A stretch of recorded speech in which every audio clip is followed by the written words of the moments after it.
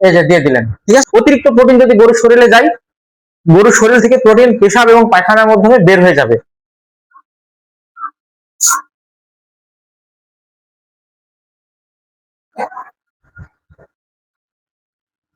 গরু মোটা তাজাকরণের জন্য প্রথমত এবং প্রধানত প্রয়োজন হচ্ছে সুষম খাবার, তারপরে বিভিন্ন প্রকার ওষুধের প্রয়োগ।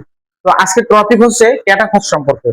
ক্যাটাফস আসলে কি? ক্যাটাফস হচ্ছে সায়ানোকোবালামিন এবং বিউটাফসফেন এই গ্রুপের ওষুধ। সায়ানোকোবালামিন হচ্ছে প্রোটিন, এটা গরুর শরীরে প্রোটিন যোগায়। প্রোটিন খেতে দেই, সে প্রোটিনকে শোষণে সাহায্য করে। বিউটাফসফেন হচ্ছে ভিটামিন বি কমপ্লেক্স, এটা গরুর মেটাবলিজম বাড়ায় এবং গরুর রুচি বৃদ্ধি করে। যেহেতু আমরা আবদ্ধ অবস্থায় গরু পালন করি, সেহেতু সেহেতু এই ক্যাটাফসের ব্যবহার প্রয়োজন আছে। যদি আপনি বলেন যে ক্যাটাফস কি সরাসরি গরুকে মোটা তাজা করে, তাহলে এক কথায় না, সরাসরি ক্যাটাফস গরুকে মোটা তাজা করবে না। কিভাবে ব্যবহার করতে হবে?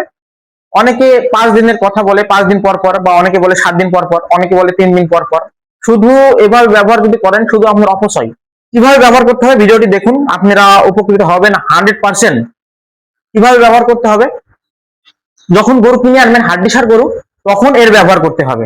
কৃমিনাশক ক্যাটাফস অ্যামাইনোভেট প্লাস এবং ভিটামিন বি কমপ্লেক্স আলাদাভাবে, যদি গরুর রুচি না বাড়ে আলাদাভাবে দিতে হয়, তো দেওয়ার প্রয়োজন হয় না ক্যাটাফস দিলে। তারপরে গরুকে সুষম খাবার দিতে থাকবেন, গরু নিজ থেকে ধীরে ধীরে মোটা তাজা হবে। আর অন্য সময় যদি দেওয়ার প্রয়োজন হয়, মাসে একবার দিতে পারেন গরুর মেটাবলিজম ধরে রাখার জন্য। 5 দিন পর পর, 3 দিন পর পর, বা 1 সপ্তাহ পর পর দেওয়ার প্রয়োজন নেই। এটা প্রোটিন আর ভিটামিন বি কমপ্লেক্স, 18 থেকে 20% প্রোটিন হলেই এনাফ। এর বেশি দিবেন গরুর শরীরে কাজে লাগবে না, বেশি প্রয়োজন নেই। একটা পরিমাণ আছে, গরুকে মোটা তাজা করানোর জন্য সবকিছুর একটা পরিমাণ আছে। সেটা খাবার বলেন আর ভিটামিন ইনজেকশন বলেন, যেটাই বলেন না কেন।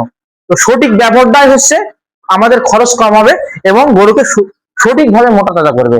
তো মাসে একবার দিবেন, পরপর 3 দিন।